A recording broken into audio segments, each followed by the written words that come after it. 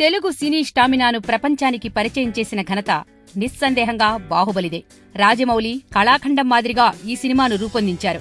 కథ, కథనం, తారాగణం, కాస్ట్యూమ్స్, సంగీతం, సాహిత్యం, నేపథ్యగానం, గ్రాఫిక్స్, యుద్ధ సన్నివేశాలు ఇలా ప్రతి విషయంలో అంతా తానే దగ్గరుండి చూసుకుంటూ దర్శక దిగ్గజం రాజమౌళి కలల ప్రతిరూపమే ఈ సినిమా.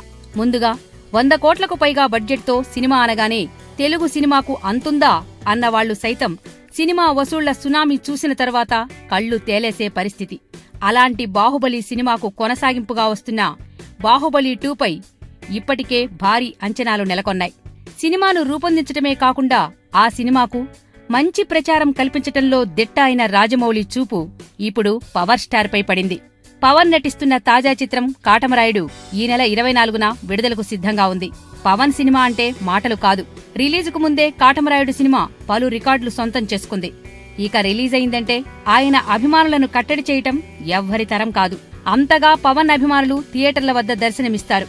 కాటమరాయుడు సినిమా విడుదలయిందంటే ఆ థియేటర్ల వద్ద జాతర వాతావరణమే కనిపిస్తుంది.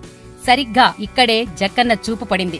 ఇప్పటికే బాహుబలి 2కి తనదైన శైలిలో ప్రమోషన్ ప్రారంభించారు. నేషనల్ మీడియా ప్రతినిధికి మాహేష్ కృతి సెట్ వద్ద ప్రత్యేక ఇంటర్వ్యూ ఇచ్చారు.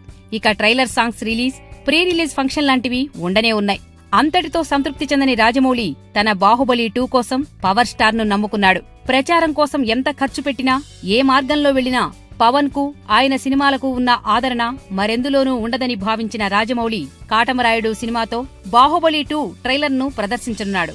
దాంతో తన మూవీకి సంబంధించిన విశేషాలు చాలా ఈజీగా ప్రేక్షకుల్లోకి వెళ్తుందన్న అభిప్రాయంతో ఉన్నాడు. కాటమరాయుడు చూసిన ప్రతి ప్రేక్షకుడు తన సినిమా చూస్తే తన మూవీ కూడా సూపర్ హిట్ అవటం ఖాయమని భావించిన జక్కన్న ఆ ప్రయత్నాల్లో ఉన్నాడు.